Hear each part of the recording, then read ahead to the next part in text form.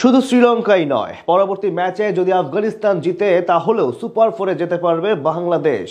তার জন্য অবশ্য আছে বিশেষ কিছু শর্ত, সেগুলো পূরণ হলেই কপাল খুলবে টাইগারদের। রান কিংবা উইকেট দুই দিক থেকে বিশেষ রেঞ্জে হারতে হবে লঙ্কানদের, তাহলেই পূরণ হবে সকল সমীকরণ। শ্রীলঙ্কার বিপক্ষে তবে আফগানরা কত রান বা কত উইকেট ব্যবধানে জিতলে সুপার ফোরে উঠবে বাংলাদেশ, সেটাই জানবো রিপোর্টে। এশিয়া কাপ নিয়ে যেন এক প্রকার কঠিন দ্বিধায় পড়েছে টাইগার ক্রিকেট ফ্যানরা। দোকানে দোকানে ক্যালকুলেটরের জন্য ঘুরতে হচ্ছে সবাইকে। জটিল হিসাব সহজভাবে বুঝতে চাচ্ছেন সকলে, যে কোনো ভাবে সুপার ফোরে উঠাতে হবে লিটনদেরকে। সেই কাজটা অবশ্য সহজ হয়ে গেছে গতকাল ম্যাচ জয়ের সুবাদে। এখন সামনে শুধুমাত্র শ্রীলঙ্কা ও আফগানিস্তানের লড়াই। এখানে দুই দলের উপর নির্ভর করতে হবে টাইগারদের। সেখানে বেঁচে আছে মোট দুটি শর্ত, যেগুলোর একটি পূরণ হলেই শেষ চারে পৌঁছে যাবে লাল সবুজ প্রতিনিধিরা।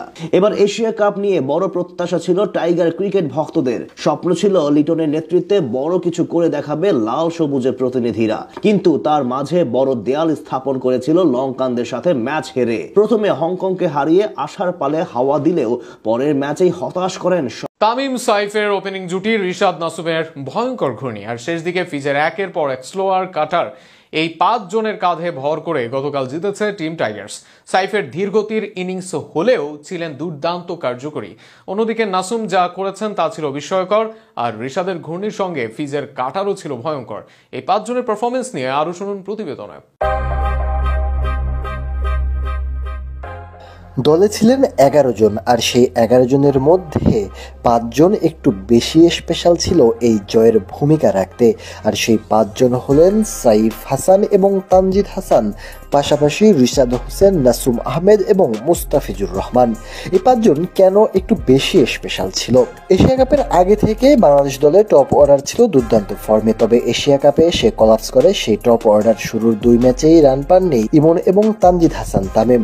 তবে শেষ ম্যাচে সেই আক্ষেপটা মিটিয়েছে, কেননা সাইফ হাসান এবং তানজিদ হাসান তামিম এই দুজনে করেছে দুর্দান্ত পার্টনারশিপ।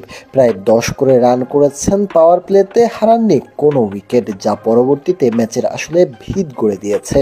সাইফ হাসানের যদি ইনিংসটা দেখা যায়, যে 28 বলে তিনি করেছেন 30 রান, একটি 6 হাঁকিয়েছেন, 2টি 4 মেরেছেন, স্ট্রাইক রেট মাত্র 107 রান। কিন্তু এই ইনিংসটিও